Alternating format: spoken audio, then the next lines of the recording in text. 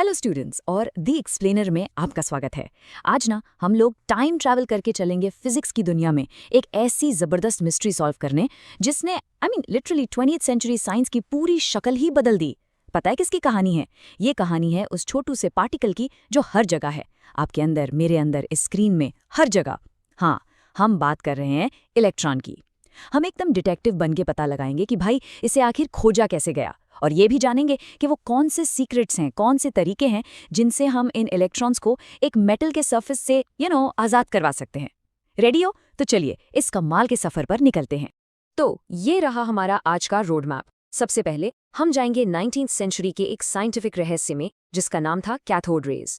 फिर हम पर्दा उठाएंगे इलेक्ट्रॉन की खोज से। उसके बाद हम समझेंगे वर्क फंक्शन के कॉन्सेप्ट को। ये क्या चीज़ है जो इलेक्ट्रॉन्स को बांधे रखती है। फिर हम इलेक्ट्रॉन्स को आज़ाद करने के 3 अलग अलग तरीकों को डिटेल में देखेंगे। इसके बाद हम कुछ बहुत ज़रूरी डेटा और वैल्यूज़ को रिवाइज करेंगे जो एग्जाम्स के लिए एब्सोल्युटली क्रूशियल हैं। और हाँ, एंड में आपकी नॉलेज का एक छोटा सा टेस्ट भी होगा।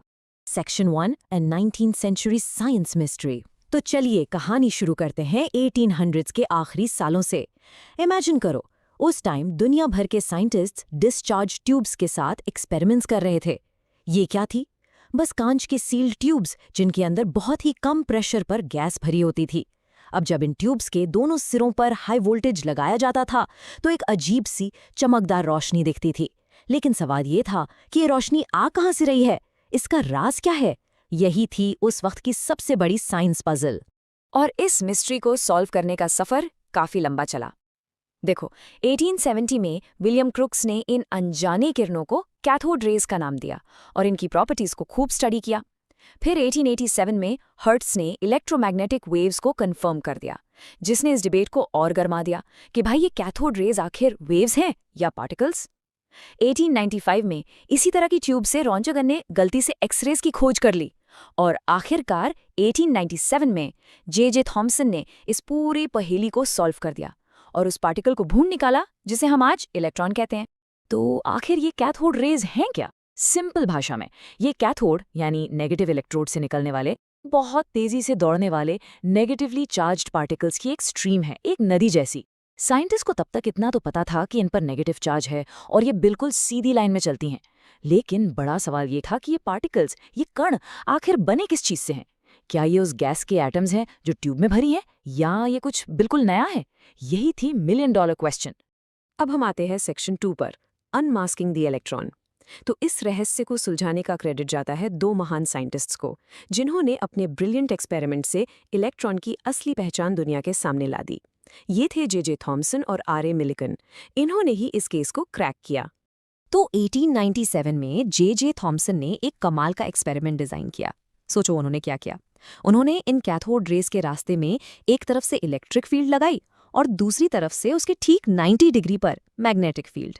बेसिकली दोनों फील्ड्स एक दूसरे के परपेंडिकुलर। और फिर जैसे रिमोट से टीवी कंट्रोल करते हैं ना, वैसे ही इन फील्ड्स को एडजस्ट करके उन्होंने 2 चीजें निकाली।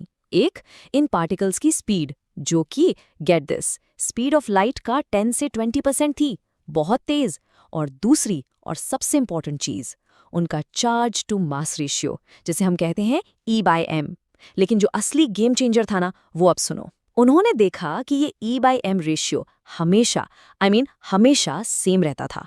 फर्क नहीं पड़ता कि कैथोड लोहे का है या सोने का, या ट्यूब के अंदर हाइड्रोजन गैस है या helium, result same to same.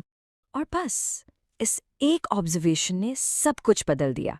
सोचो, अगर ये पार्टिकल्स हर बार हर मटेरियल में सेम है तो इसका मतलब क्या हुआ?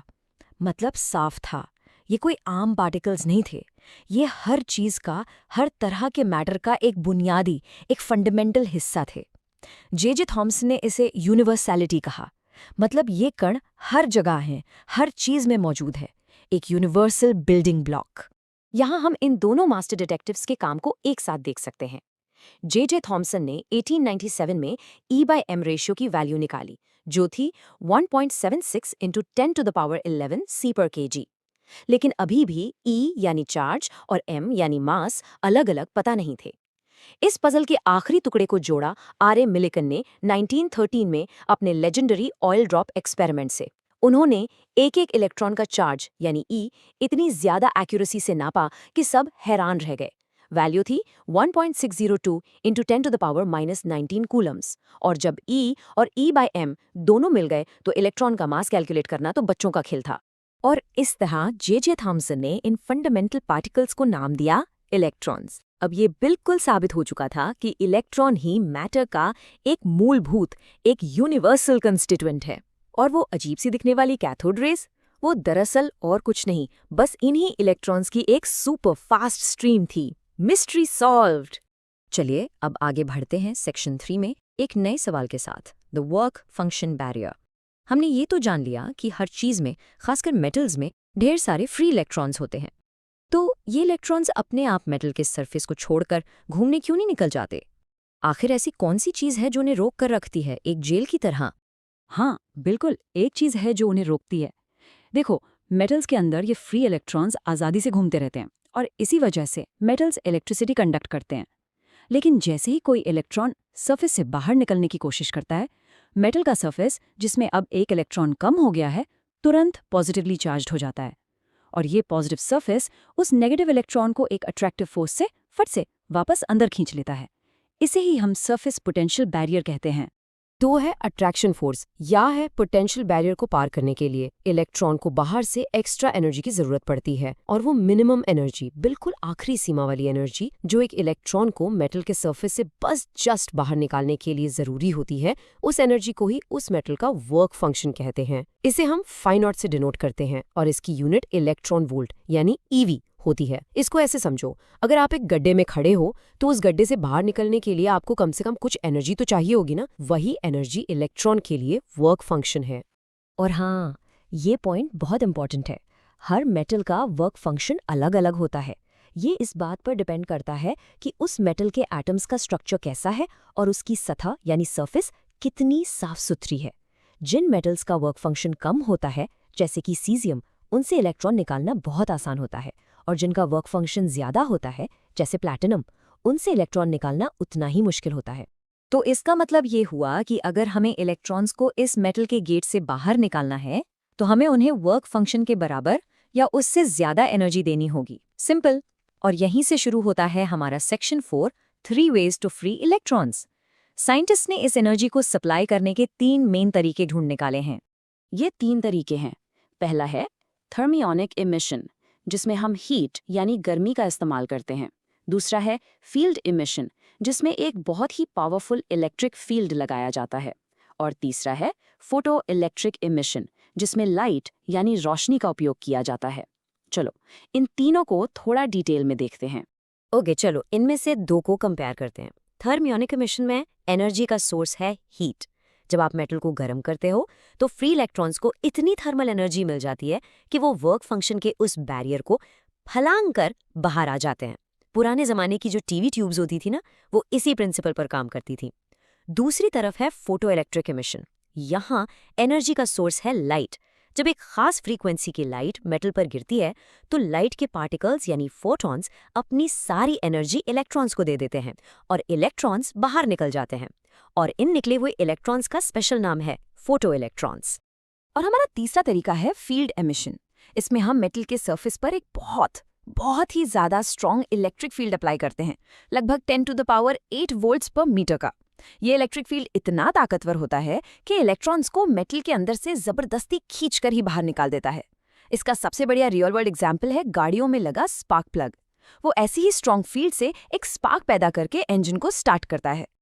ओके, अब हम आते हैं इस चैप्टर के सबसे इंपॉर्टेंट हिस्से पर, खासकर नीट जैसे एग्जाम्स के लिए। सेक्शन 5, की डेटा एंड डिस्कवरीज। ये वो नंबर्स हैं जो आपको बिल्कुल याद होनी चाहिए, क्योंकि इन पर डायरेक्ट क्वेश्चंस आते हैं। पहली वैल्यू, इसे नोट कर लो, 1.76 × 10⁻11 कूलम्स पर किलोग्राम। ये है इलेक्ट्रॉन का स्पेसिफिक चार्ज यानी E/m रेशियो, जिसे जे थॉम्सन ने डिटर्मिन किया था। और याद है ना, इसकी वैल्यू यूनिवर्सल है, कांस्टेंट है। दूसरी वैल्यू 1.602 × 10⁻⁻19 कूलम्स। ये है एक सिंगल अकेले इलेक्ट्रॉन का चार्ज, जिसे R.A. मिलिकन ने नापा था। इसे हम एलिमेंट्री चार्ज E भी कहते हैं और ये फिजिक्स के सबसे फंडामेंटल कांस्टेंट्स में से एक है। और आखिरी पर बहुत इंपॉर्टेंट वैल्यू 1 इलेक्ट्रॉन वोल्ट या ईवी। ये एनर्जी की एक छोटी सी यूनिट है। 1 ईवी का मतलब है वो एनर्जी जो एक इलेक्ट्रॉन गेन करता है जब उसे 1 वोल्ट के पोटेंशियल डिफरेंस से एक्सेलरेट किया जाए, और जूल्स में इसकी वैल्यू है 1.602 × 10⁻⁻19 जूल्स।